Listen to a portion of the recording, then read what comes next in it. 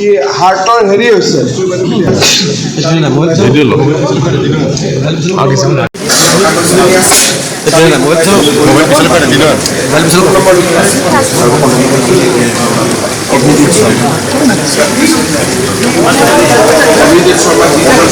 বেবীৰ হাৰ্টত whole আছিলে জন্ম আমি 6 মাহত গম পাইছোঁ তাৰপিছত তাৰ পৰা আৰু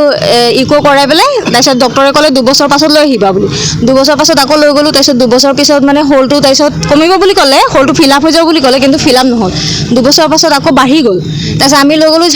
ঝাৰখণ্ডত আকৌ ইকো কৰালোঁ তাৰপিছত ডক্টৰে কৈছে যিমান সোনকালে পাৰা চাৰ্জাৰী কৰাব লাগিব বুলি তাৰপৰা এতিয়া আমি যিমান কাগজ পত্ৰ আছিলে সব লৈ ছাৰৰ ওচৰত আহিছিলোঁ হিমন্ত বিশ্ব শৰ্মা ছাৰক মুখ্যমন্ত্ৰীক আমাৰ তাৰপৰা জমা দি তাৰপিছত ছাৰে কৈছে কালি ফোন কৰিম বুলি কৈছে জমা ল'লে কাগজখিনি কেনেকুৱা লাগিছে এতিয়া যে তেওঁ দায়িত্ব লৈছে চিকিৎসাৰ নাই এতিয়া অলপ মানে মনটো অকণ হেৰি হৈছে আৰু ভাল লাগিছে আপোনালোকৰ ঘৰ ক'ত আমাৰ ঘৰ BDM ৰোডত 3 নম্বৰ ৱাৰ্ড কি নাম আপোনাৰ মোৰ নাম প্ৰিয়াঞ্চী ৰাজপুত হাজবেণ্ডৰ নাম দিলীপ সূত্ৰধৰ ছোৱালী শিৱাংশী সূত্ৰধৰ তাই 2 বছৰ হৈছে 2 বছৰ 6 মাহত ধৰা পৰিছিল 6 মাহত ধৰা পৰিছিল ঠিক আছে